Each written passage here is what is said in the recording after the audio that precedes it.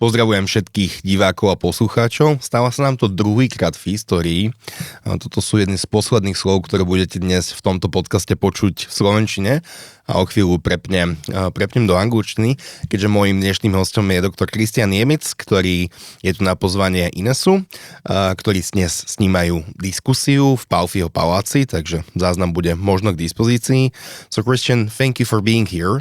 This is our second interview. We've been having one 5 years ago or 4 years ago before the pandemic has arisen, and it was about just before the pandemic. It was very I had briefly. no idea that this was going to be my last trip abroad for quite some time. Was it? Yeah. So 5 years ago, or 4 years ago, when you was here, it was your last trip before pandemic. That's right. Yeah. And then you stayed 4 years in UK and was not moving. Well, not exactly 4 years, but pretty much the whole of lockdown and the sort of semi-lockdown we had then. So I think the next trip was 1.5 years later, but still with these massive restrictions where you had to show all sorts of certifications and register with the health department of wherever you were going and so on. Yeah, just to mention, Kristian is originally from Germany, but is living in the UK for how many years? Since 2007. It's almost 20 years. Yeah. So basically the topic of today's discussion is the NHS and the healthcare system in the United Kingdom. What came to my mind when I was preparing for this interview was that this is very pro-etatist system, sort of very centrally planned, massively state-owned. But before we go to this topic, one of my role models in the politics is Margaret Thatcher. So the NHS, correct me if I remember it incorrectly, was established back in 1948, something like that. Right, yes. And when Margaret Thatcher was reigning, it was typical for her that she was very free market, very pro-capitalism oriented, and she was also changing the thinking of the British people towards capitalism as such and towards global market, free trade, etc., etc. But it appears that this kind of thinking was not affecting the healthcare in Britain at all. Am I That's wrong? Exactly right, yes. How is it possible, and how did it happen? If you think about the past, about really this era of Margaret Thatcher in the United States, it was Ronald Reagan, and they've been all fighting against communism, socialism, and at the end, for a few years, they won this fight. But NHS and the healthcare system in Britain was not influenced, or was it influenced by this thinking? No, not at all. If anything, there was a counter-reaction that in the 80s you had the rise of conspiracy theories, that there was a secret plan to privatize the NHS, which there never was. But this is something that keeps coming back again and again. At least once a year, some influential group throws up this idea. The government has a secret plan to privatize the NHS, and then you get a moral panic breaking out. And this happens now with, for example, in the context of the trade deal with the US, you get campaigners saying this is a Trojan horse. They're trying to sell the NHS to Donald Trump. And this was already a thing last time. Whole NHS. Yes. As it is. Yes. It has absolutely nothing to do with the trade deal, of course. But this is just something that's been ongoing since the 1980s.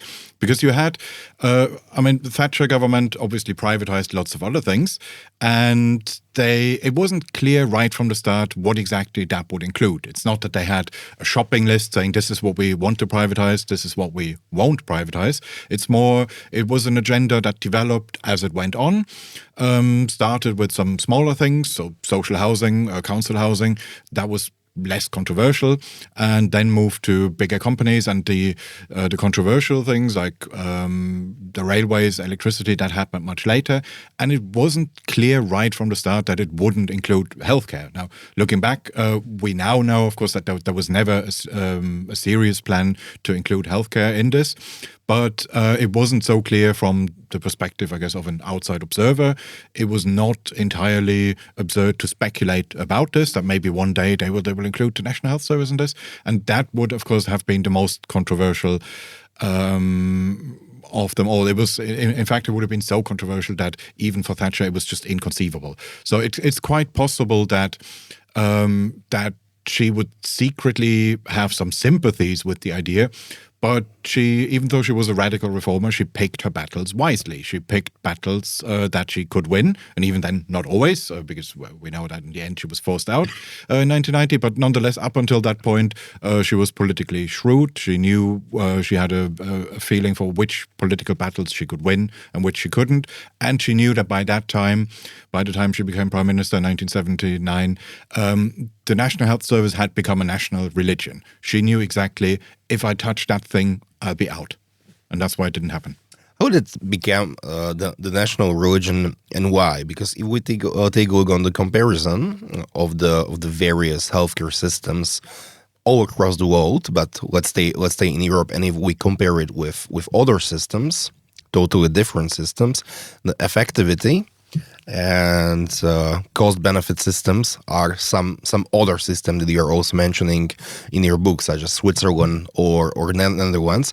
So it is a national treasure, national religion. But if you would have to describe how NHS works and what's wrong with it, what would be your answer? If we are comparing, for example, with Slovakia, we have the system of the health insurance companies who do not have so good opportunity to run a competition between each other, but it is still a different system. So what's NHS and how it works? Well, it essentially means that the whole of the healthcare system is nationalized. It's run like a nationalized industry. It's a public service which gets a certain amount of money every year allocated by the government. Right now it's about £200 billion.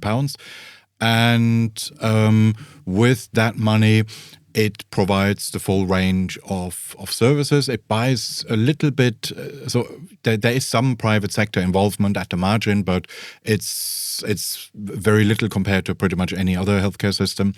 It's something like 10% or so of the budget. Most healthcare is just provided in-house by the NHS itself. And what's wrong with that is just what's wrong with any nationalized industry. It means that you, as a consumer, you don't have a lot of choice, and to the extent that you can choose within it, it doesn't have the same consequences that it would in the marketplace, where your choices can make or break a company depending on the choices that consumers make. You can have a big company losing market share, going bankrupt even, some newcomer starting from nothing, suddenly becoming a big thing. That couldn't happen in that kind of healthcare system. So in Great Britain, there is no insurance companies? There are, but very few people have them. So you can have that on top of the NHS. The NHS is a universal system. It's there for everybody. And for everybody who is employed or who's working in the United Kingdom, plus who was born in UK, right? Well, every legal resident. Okay. But even if you're not a legal resident, it's unlikely that they would turn you away. So that's why another issue, it's not the biggest problem they have, but one of the minor issues that they also have is the issue of health tourism, that you have people coming and then they get sick, and it can be totally unplanned, and usually is. And normally elsewhere in Europe, this would just be, that's what the European health insurance card is for, that the healthcare provider would then send a bill to that person's health insurance company. The NHS could in principle do that too. It's just not good at it, at keeping track of things. But yeah, so every legal resident and in practice, then not so legal for universal healthcare. Yes. You can also have private insurance on top, but only about 10% of the population have that. And the issue with that is that if you want to have private insurance, you have to effectively pay twice. You first pay for the NHS through your tax money, and then you pay directly for your private insurance. And then there's also the fact that private insurance, so far at least, has only been a luxury segment. But what is those companies who are providing the insurance? Well, they are insuring, because if you have a universal healthcare system and you just pay the taxes and you do not pay nothing on top, so what do have to be insured? Yeah, well, that's the thing. That's why that is usually just a luxury segment where they offer, so have a better accommodation, places. Or yes, it's things like that. Yeah, but you can be seen more quickly, because the NHS, one of its ongoing problems is the issue of long waiting lists. It is, and the private insurers would tell you, well, if you sign up here, we'll get you seen much more quickly, and then some NHS estates are also pretty run down, not very pleasant places to be, and the private ones are much more like hotels, basically, so that they offer a higher standard. But that's basically it. That's why there is so little of it. It's just difficult to compete with somebody who can offer things for free, at least free at a point of use. Who owns, for example, hospitals, ambulances, etc., etc.? Is it state-owned or the regions own it? All part of the NHS. And so all of them are state-owned? Yes. All of them. Mm-hmm. So let's imagine that I'm an investor and I want to build a hospital. Can I or can I not? Or can I? It's not against the law. You can. Well, okay. You need to get planning permission. That's another issue. That's another thing that that Britain is terrible at. That nothing gets built. But let's say you get planning permission to build it. You can have that. It's just that in order to attract customers.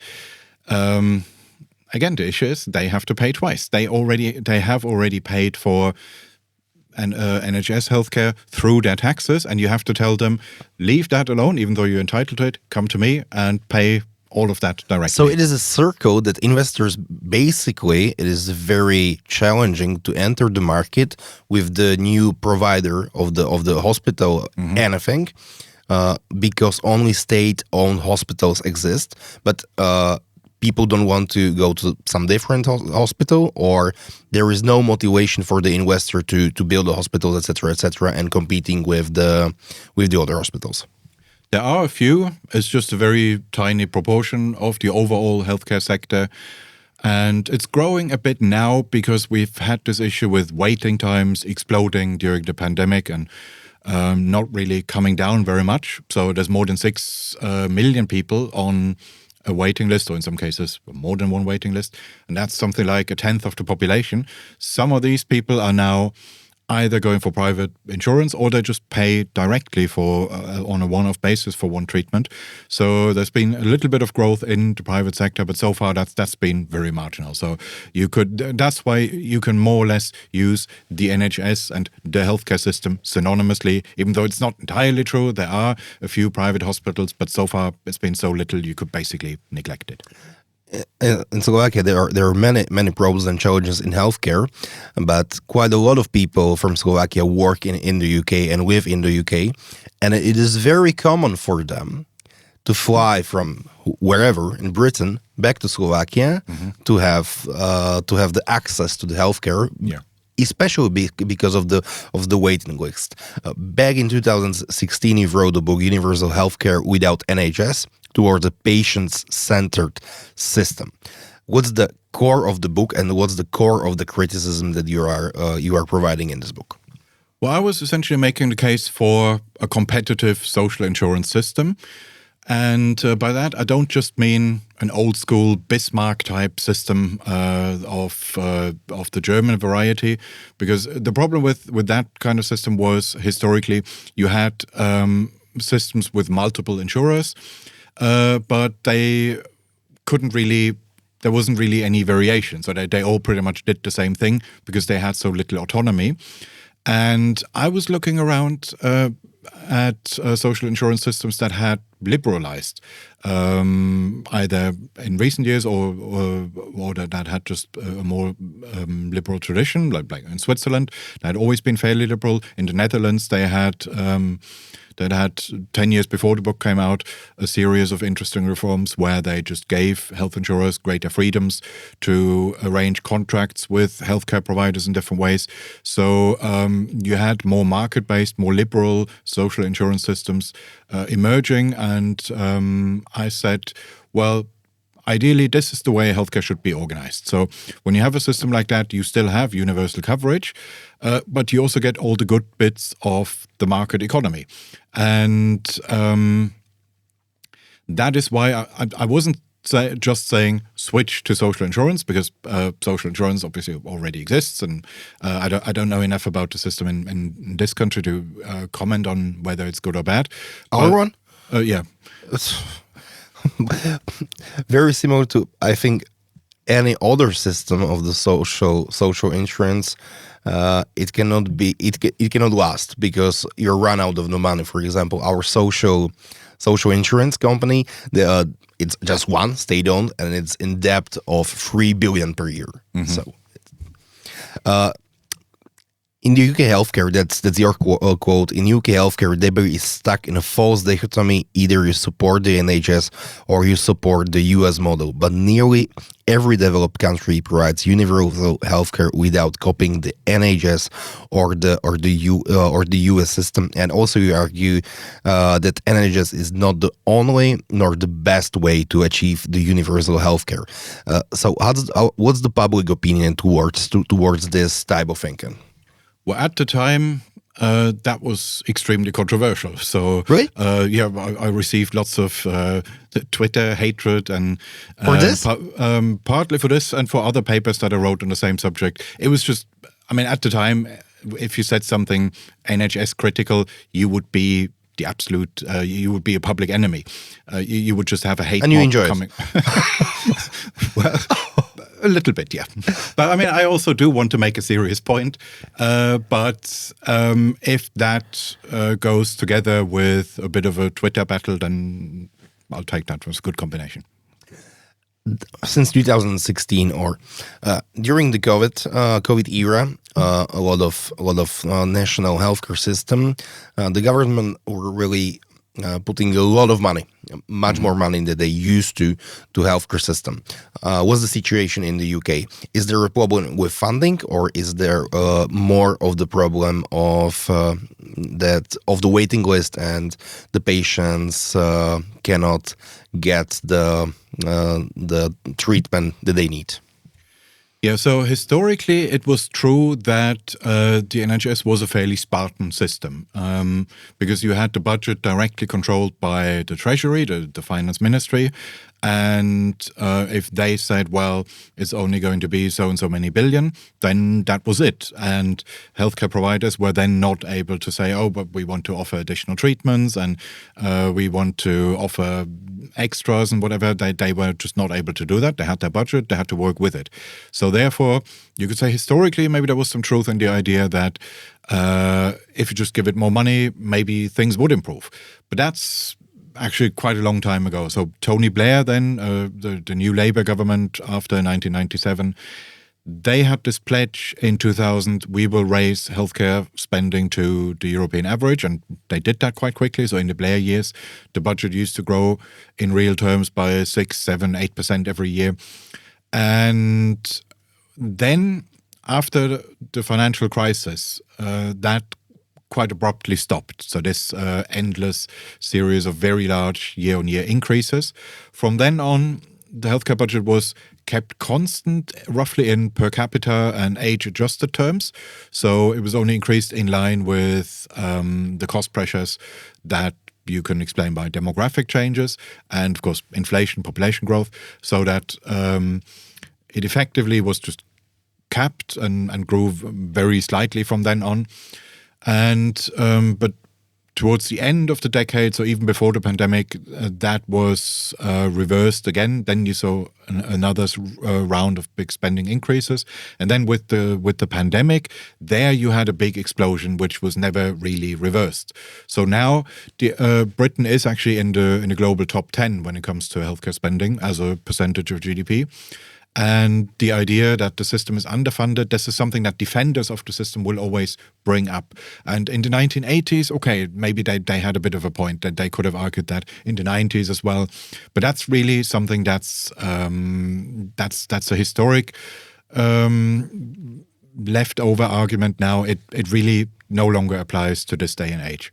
NHS is also in Slovakia, but I guess especially in the United Kingdom, that people said it is for free. Yeah, do you get everything for free? I don't know how the taxes is part of the free, and I never understood that. But so it's not free because you're paying taxes. And what do you get for it? In theory, everything, or at least the full range of services. So from primary care to hospital care to pharmaceuticals, specialist care. But one problem with it is that there is no... So unlike in an insurance system where you have a contract with the insurance company and you know what is covered and what isn't, it's not quite like that on the NHS. So there is no lists that you can download. Same in Slovakia. No? No? Basically, because we are also telling that everything is insured, despite the fact that it's a lie. But please, go on. Mm-hmm. Yeah, well, so one of the problems there is that there isn't a specific treatment where you can say, okay, I'm entitled to this or I'm not entitled to this. You wouldn't know. That is just an ad hoc decision that is made by the NHS funding bodies. Can vary from place to place. Also, there's some variation across the country, but in a fairly unsystematic manner, where they would just say, we will cover this treatment or we don't. But that is not something that you can directly see or influence. So you are entitled to whatever the healthcare authorities in your area deem fit and proper and are prepared to fund. Of course, if you are then stuck on a waiting list, and for some people, I mean, waiting lists, there's always some waiting. Of course. It wouldn't be, it would be strange if everybody was seen within 5 minutes. But when we're talking about waiting lists, we're really talking about people who can be, in some cases, more than a year waiting for treatment, or especially in the accident and emergency department. Not unheard of that people spend 24 hours there. And if the system is rationed in that way, then all these free entitlements on paper don't help you very much. But that's always the case with things that are supposedly offered for free. Of course, it has to be limited in some way, and that just happens through rationing. You're also criticizing the accessibility of the healthcare, and massively criticizing also the central planning in your papers and in your book as well. What is the side effect or the main effect that is the central planning in the healthcare causing in Britain? Well, it just means if you look at a more liberal social insurance system like in the Netherlands, there you can have people can come up with a new idea of organizing a clinical service and they can just do it. Or a health insurer can offer a different kind of plan where, say, they offer some incentive system for you to, say, use a more low-cost version of something first. Or Switzerland would probably be a better example here. Mm-hmm. They have this option where you can have... There is an insurance option where you get a discount. The insurance premium is cheaper if you agree that you will have telephone consultations first.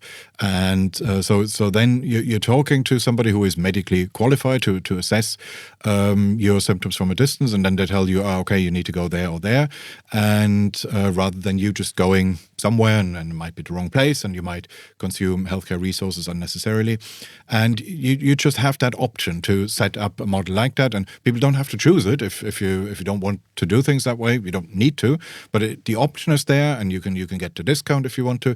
You get this kind of market discovery process where you can just try different things, and let's see, some things work for some people, not for others. Whereas in an NHS type system, something like that can only be done if there's a political decision. So if you want to set up a model like that, you would have to convince the health secretary or a political party or just some political decision maker. It's not something that the healthcare system can generate on its own. In general, are people in Britain satisfied with how NHS works?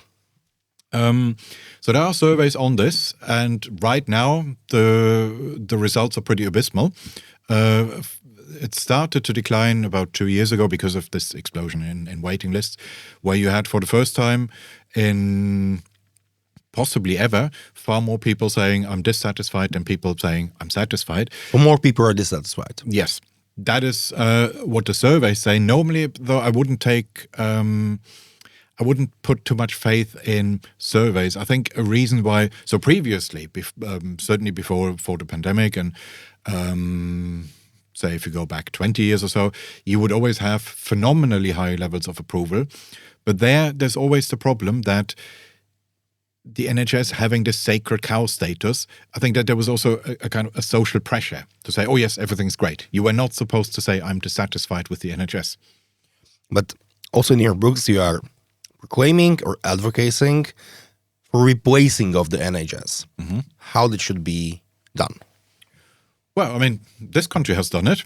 Maybe not in the best possible way, but certainly the transition It used to be wasn't much, the much problem. better. But then we screw up. Okay. Very, very successfully. I need to know more about that. But I mean, talking about the original transition from the old Semashko system to the maybe imperfect social insurance system, but still recognizably a social insurance system. That was done That's here in the 90s. interesting. How would we define NHS? What it would be? It's not Semashko. It's not Atomen. It's Bismarck model? No, it's it's sometimes described as a beverage model. Well, maybe beverage. Because Yes, beverage beverage, wrote yeah. this report. But even that, I'm not quite sure whether that's completely accurate, because I think beverage didn't envisage a complete takeover of the state. He had this idea that the state would provide a safety net, but not crowd out private initiative completely. And so this could have been implemented in other ways as well. I would just describe it as a nationalized industry. But you could absolutely take the transition path that happened here in the 90s, that you had the old Semashko system and turning that into a social insurance system. And that was not especially disruptive, at least not compared to all the other stuff that was happening at the same time. Why should that not also work in Britain? So you also already have organizations within the NHS that allocate money on behalf of patients. And I'm simply arguing in the book, well, these organizations, they are basically like health insurers. It's just that right now you don't have explicitly a contract with that organization. You wouldn't even know normally that such an organization exists. It's just something that's operating behind the scenes. And I'm saying make that explicit, but also give people the choice. If they're not satisfied with their health insurer, whatever else you want to call it, give them the choice to either choose a different one of the ones that are currently part of the NHS, or opt out of that system completely and go for a completely private one. Basically, people want a few things from the healthcare system. The trouble is that, as far as I know, or as I like to mention it, people want free things from the healthcare, to be free, with good quality, and for everybody and accessible. The trouble is that you can have just two of those. So NHS is basically a state monopoly, and the people who are advocating for those systems says that that healthcare should be universal and for everybody. So what would be the counter argument towards those people who are advocating for that in order to achieve the different system, not state-owned or state-run? Yeah, well, I'd simply say compare the results. It is quite clear that if we look at measures like avoidable deaths, the rates of avoidable deaths that could have been prevented through better healthcare, if we look at cancer survival rates, stroke, heart attack survival rates, the NHS is quite clearly behind most Western European systems, and certainly behind the system that I'm most often comparing it to, which is the Eindhoven model, the Dutch model, yes, which is a fairly liberal, market-based social insurance model. And I'd say that is the way to go. When we are speaking about any other industry, any other airlines, metallurgy, I don't know, whatever, people are saying, yeah, the company should have a profit. But when we are speaking about the healthcare, it's like people get totally crazy and they're saying that there cannot be a profit in the healthcare. I never understood why shouldn't there be a profit in healthcare, because every euro that you spend ends up in the profit of somebody. But you would have to explain or answer that to those people who are telling that healthcare, there should not be profits in the healthcare. What would be your reply? Well, I would say, yes, okay, the argument is always it's immoral to profit from the sickness of other people, but then you could also say the baker profits from other people's hunger. It's the same thing, you satisfy a need, and if you do that well, if you do that in such a way that people want to come back to you and recommend you, why shouldn't you make a profit? But then I would also say, if people have this emotional aversion to profit seeking, I think it's irrational. But if we take that as given for a moment, it is possible, of course, to have a market-based healthcare system with a lot of non-profit organizations. That is not uncommon. In the Netherlands, most healthcare providers and even health insurers are operated on a non-profit basis. You can set up a for-profit insurer. It's just that since the system has historically evolved mostly on a non-profit basis, that's relatively less common. But even in the United States, non-profit organizations actually dominate. In practice, they don't behave that differently from for-profit organizations. But if that is, say, a hard limit for some people, then I would say, well, if that matters so much to you, look up the legal form of the company before you go there and go and choose a non-profit one if that's what you want. And I'm sure that would be provided in a market system. But I do not see any irrationality for fighting against profit. Because in Slovakia, our problem is that a lot of people are fighting against profit, but almost nobody is fighting against loss. It's like we have changed the morality. Those who make money, those who are in good numbers, those are the bad guys, and those who are losing the money, these are the moral guys who you should do it like that. But I do not see any improvement in explaining to people that this is just crazy. Like it cannot be, it cannot last like that for too many years. No, it should really be a profit, or if it's a non-profit organization, say a surplus, should really just be seen as an indication you're doing something right. You are creating value, and that value is greater than the cost of whatever you're doing. And it's a signal, keep doing what you do. Now, you could, of course, argue that if you have in any sector, if you have abnormally high profits, and that persists year after year after year, then I too would wonder, what's going on there? Because normally what happens if profit rates are very high, somebody would enter that industry. Yes, right? that would be my next question. When the profits are too high, I don't know what's too high profit. I don't understand what's too high. It's but the market would be signaling that there are a lot of good opportunities to earn money. So the other companies would like to enter the market. The problem of all of the healthcare system is their sustainability, because Europe in general is getting old. We have more and more people who are going to be retired or are already retiring or retired. Plus, we are living longer and longer. So, you would have to compare the system, but we focus on NHS. Can we say that in the current model, the NHS system is not sustainable?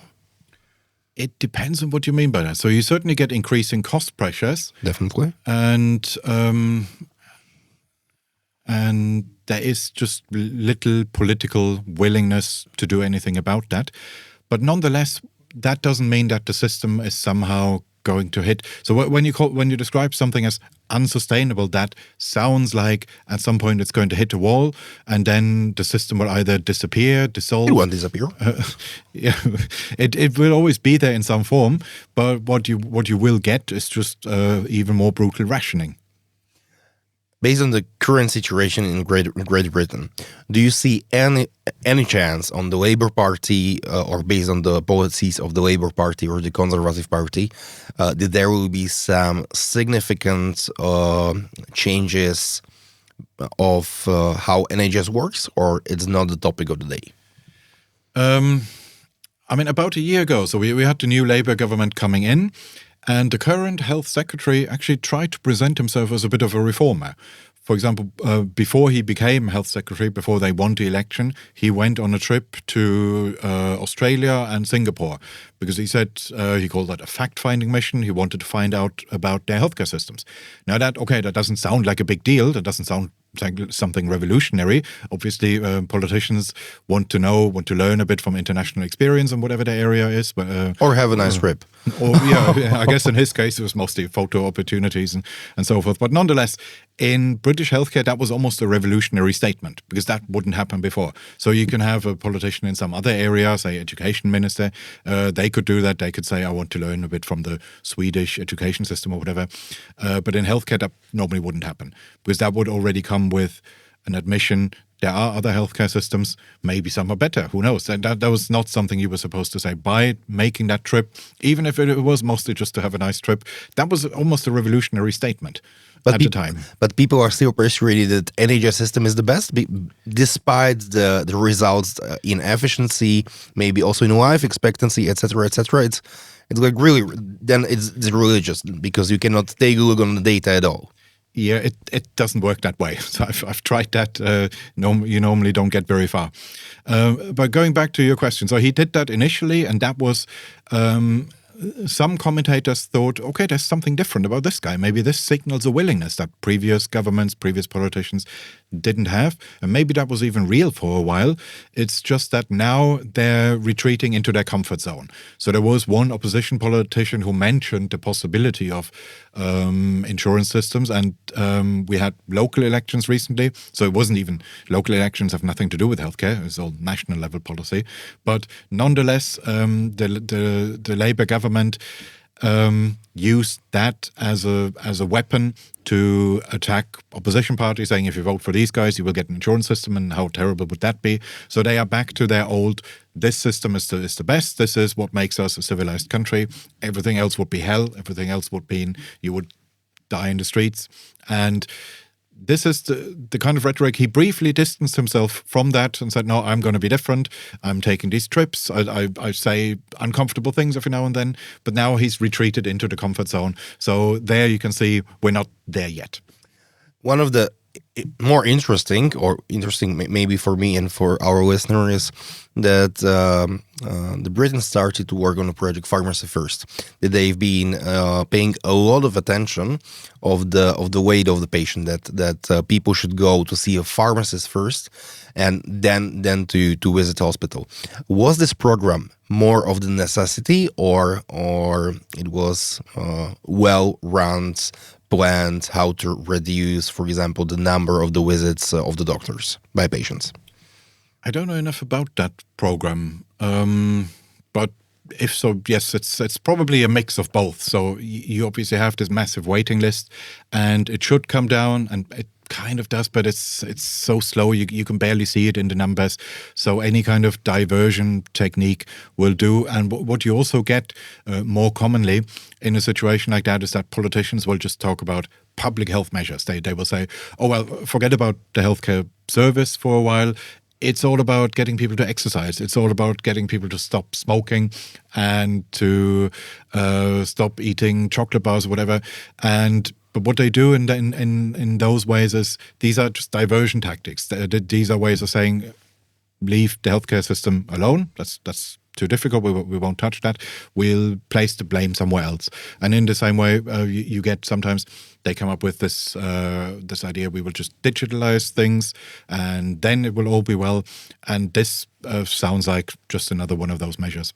Usually when the system is in problem, there is some hacks that companies or the people are trying to find a way how to get a healthcare. Also, because of the so long waiting list, the phenomenon of telemedicine has rise in Britain. But is this rise caused by the waiting list or by, let's say, progressivism? In the medicine, that people maybe do not see or don't need to see the doctor face to face all the time? Yes, so I'd say if we had a more market-based system, so in Switzerland they've always had this option where then that's what I mentioned, the telemedicine model, where that is just an insurance option which you can opt into. You don't have to, but you can do it. And the offer is there, and people can then ask themselves, am I prepared to pay a bit more and to have that face-to-face guaranteed contact, or am I okay with using this more distance, technology-based form of consultation first? Britain has gone from one extreme to the other. That for a while that was barely a thing at all, and then suddenly it was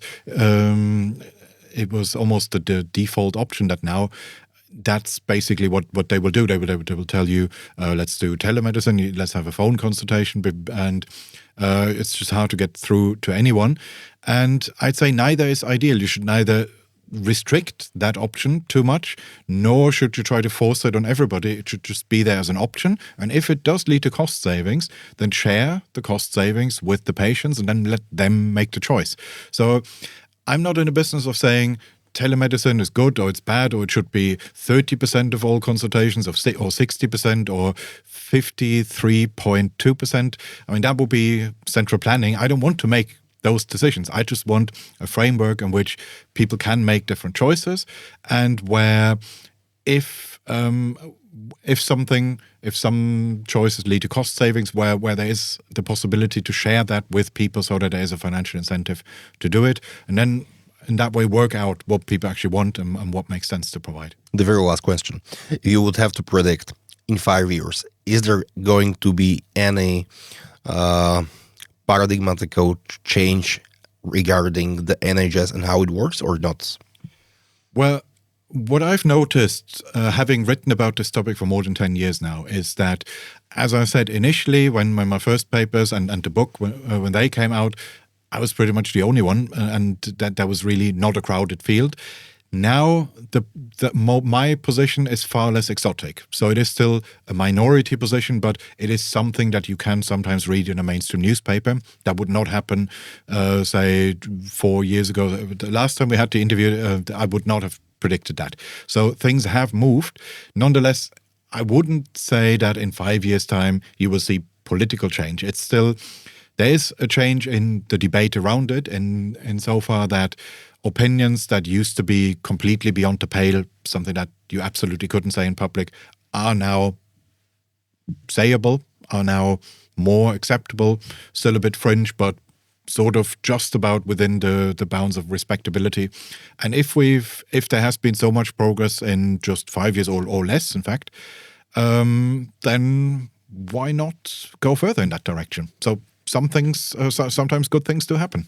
So we'll talk about it in 5 years. Absolutely. Hopefully this time not interrupted by a pandemic. Dr. Niemietz, thank you for being here. My pleasure.